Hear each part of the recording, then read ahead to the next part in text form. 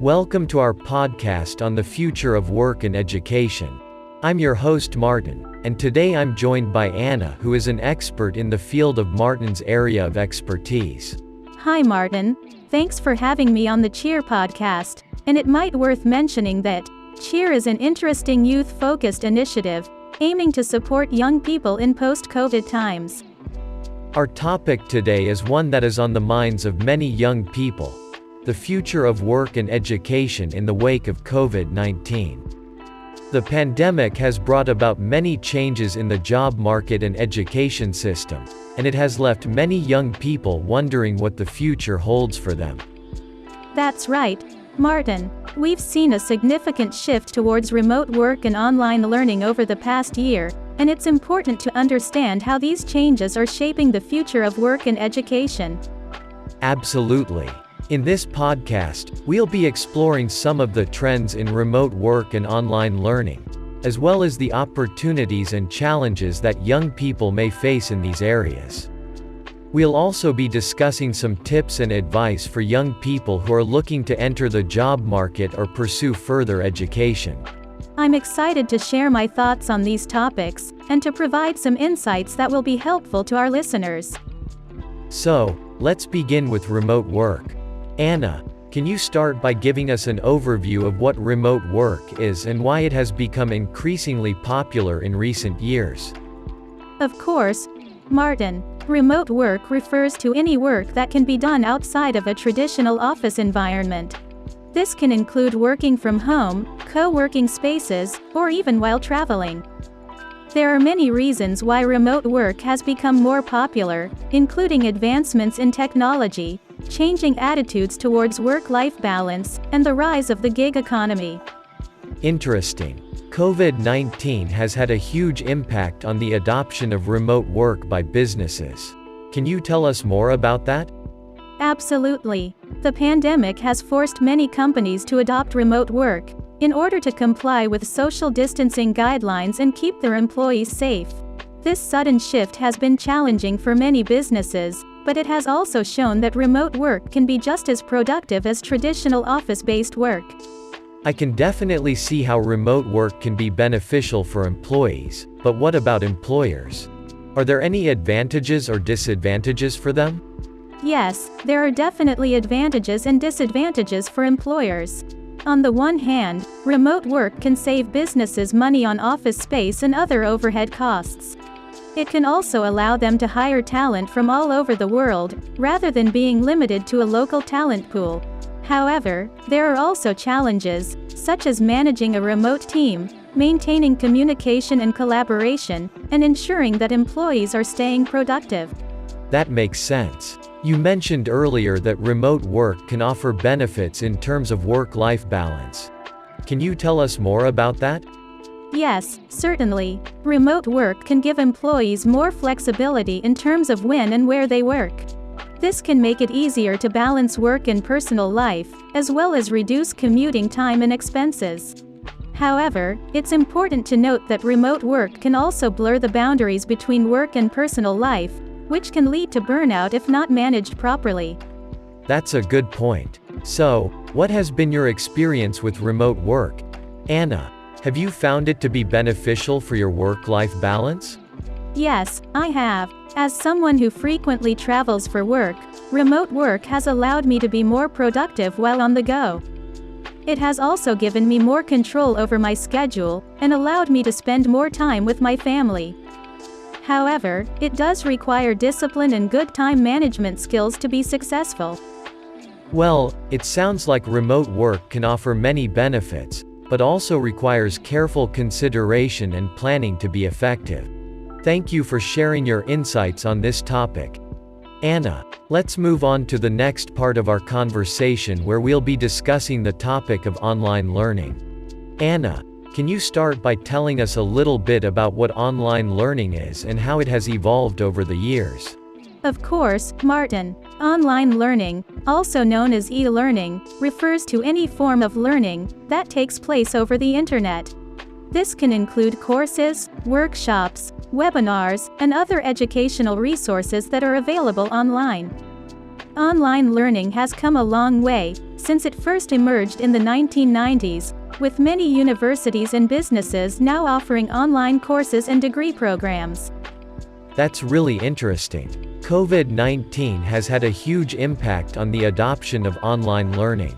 Can you tell us more about that?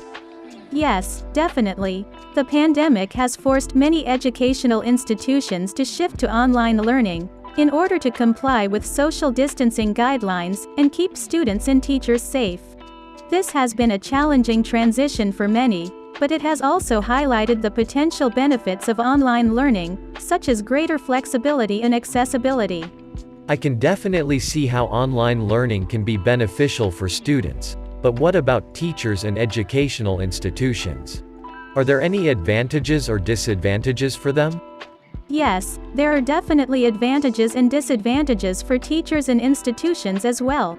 On the one hand, online learning can be more cost-effective than traditional classroom-based teaching, as it can reduce the need for physical classrooms and other resources. It can also allow for greater reach and accessibility to students, who may not have been able to attend in-person classes. However, there are also challenges, such as ensuring that students are engaged and motivated, and providing sufficient support and feedback. That makes sense. Anna, what do you see as the future of online learning? Do you think it will continue to grow in popularity? Yes, I do. I think that online learning will continue to become more prevalent, and will be a key part of the future of education. This is partly due to the increasing use of technology in our daily lives, but also because of the many benefits that online learning can offer. For example, it can be more flexible and accessible, and can allow students to learn at their own pace. That's really interesting. Now, for our listeners who may be interested in pursuing online learning, what advice would you give them? My advice would be to research the various online learning options available, and to choose a program or course that aligns with their goals and interests. It's also important to be disciplined and motivated when it comes to online learning, as it can be easy to get distracted or fall behind, without the structure of traditional classroom-based teaching. Those are some great tips, which automatically takes us to the next important topic. Opportunities and challenges that young people may face in the future of work and education. Anna, can you start by telling us about some of the opportunities that are available for young people in the current job market? Absolutely, Martin. Despite the challenges of the pandemic, there are still many opportunities available for young people in the job market. For example, many industries have had to shift to remote work, which has opened up new opportunities for jobs that can be done from anywhere in the world. In addition, there are many emerging fields, such as artificial intelligence, renewable energy, and healthcare, that offer promising career paths for young people. That's great to hear. What about some of the challenges that young people may face in the future of work and education?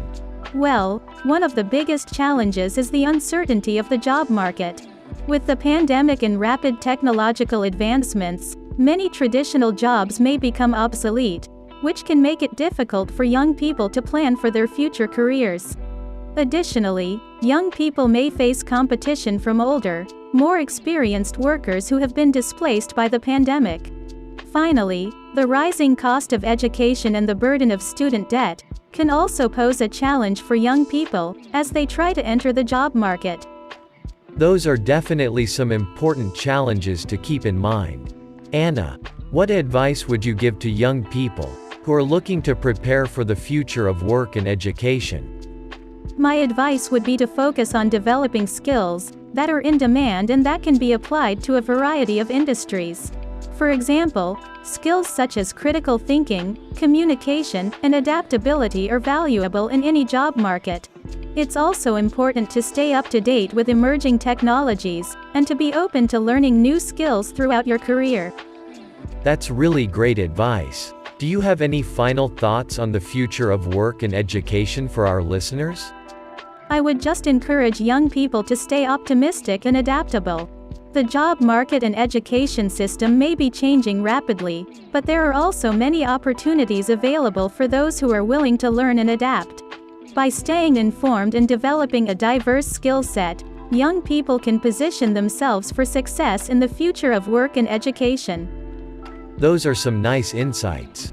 Can you start us off with some tips for young people who are looking to prepare for the future of work and education? Of course, Martin. My first recommendation would be to focus on developing skills that are in demand, such as digital literacy, communication, and problem solving. These skills are valuable in any industry, and can help young people stay competitive in the job market. What else would you suggest? I would also encourage young people to be proactive about seeking out opportunities, to gain experience and build their networks. This can include internships, volunteering, and networking events. By doing so, they can gain exposure to different industries and build valuable connections that can help them in their future careers. Do you have any more tips for our listeners? Yes, I would also recommend that young people stay informed about the latest trends and advancements in their industries of interest. This can include reading industry publications, attending conferences and webinars, and joining professional organizations. By staying informed, they can position themselves as knowledgeable and proactive candidates in their job search. Those are all fantastic recommendations. Thank you so much for sharing your insights with us today, Anna. We hope that our discussion has provided valuable insights into the trends and opportunities that young people can expect in the coming years. Yes, and I would like to emphasize that, while the COVID-19 pandemic has brought about significant changes to the job market and education system, it has also created new opportunities for young people. With remote work and online learning becoming more prevalent, young people have greater flexibility and access to resources that can help them build their careers. That's absolutely true. And while there are certainly challenges to navigate, such as staying motivated while studying from home, or adjusting to a new work environment, we believe that with the right mindset and practical strategies, young people can thrive in this new landscape. Definitely. And we would encourage our listeners to continue learning, exploring new opportunities, and building their skills in order to position themselves for success. That's right. Thank you again for joining us today. Anna, if you have any questions or comments about today's episode, we would love to hear from you. You can reach out to us on our website, social media channels, or email us directly. And don't forget to subscribe to our podcast on your favorite platform, so you can stay up to date with our latest episodes, and join us for future discussions. And some important information for our listeners. This podcast was developed in collaboration with the Cheer Initiative, which aims to provide equal opportunities for young people who are struggling with mental health problems. That's right, and we're proud to be part of this important initiative, which is co-funded by the Erasmus Plus program of the European Union. Our goal is to improve the well-being of young people, both in terms of their mental and physical health, as well as their social condition. We want to emphasize that the European Commission supports the production of this podcast, but their endorsement of the contents only reflects the views of the authors. The Commission cannot be held responsible for any use that may be made of the information contained in this podcast. We wanted to share this information with you, our listeners, because we believe in the importance of promoting mental health and well-being among young people. We hope that this podcast has been both informative and engaging, and we thank you for your support. And as always, if you have any questions or comments, please feel free to reach out to us. We value your feedback and look forward to connecting with you again soon. Thanks for listening, and take care.